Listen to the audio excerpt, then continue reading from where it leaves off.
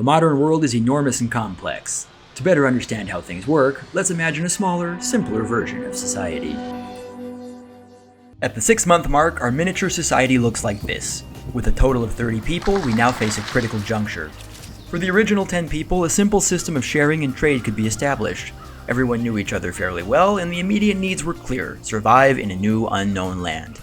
It was cooperative and communal, and there was no need for formal markets or governance. But this family-style system of living may begin to break down as the village grows to 30 people and possibly more in the future. These are 30 autonomous individuals with their own interests and needs, not a tribe of 30 people split into 5 or 6 families. After initial needs are met, everyone may want more things. Moving forward, there are at least a couple of ways they can decide how to allocate resources.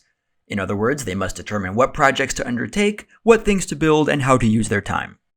One method is a system of central command, whereby a king, president, dictator, or group of legislators decides what to produce. These leaders would have to have intimate knowledge of what every person needed and wanted.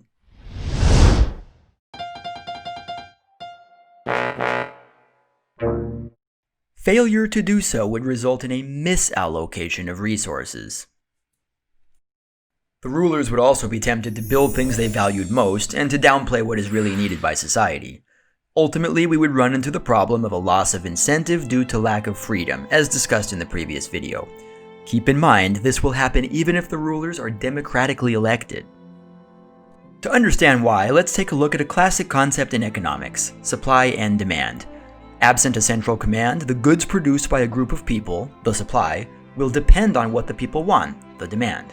The aggregate or total demand will be the sum of each individual's desire. For example, if the members of the tribe want a total of 70 fish per week, and if the fishing crew knows this, they will attempt to catch 70 fish in a week.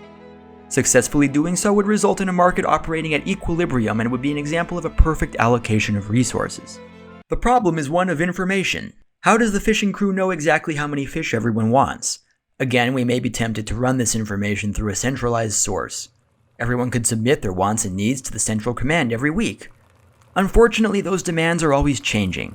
If workers are always waiting on updated commands from those in charge, they will not be able to shift their priorities very quickly.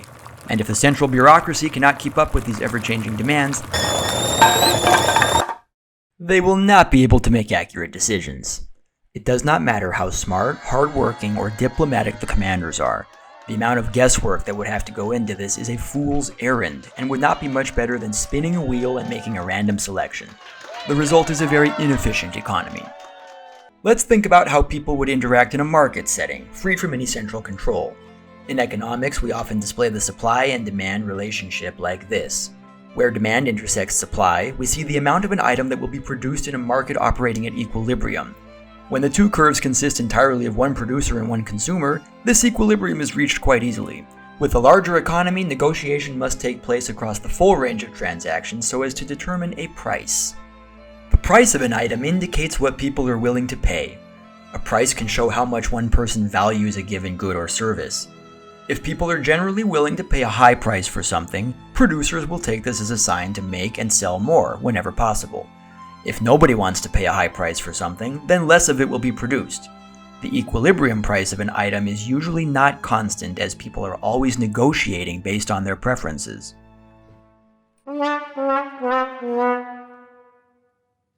In this way, we have an ever-evolving, fluid interaction of price, quantity, supply, and demand. As demand shifts, the system constantly balances itself based on the combined preferences of all people involved in a given market. And this is the magic of markets. Out of what appears to be a chaotic process, a spontaneous order is achieved. Individuals pursuing their own interests in a desire to improve their quality of life will interact with each other through voluntary means to allocate resources efficiently.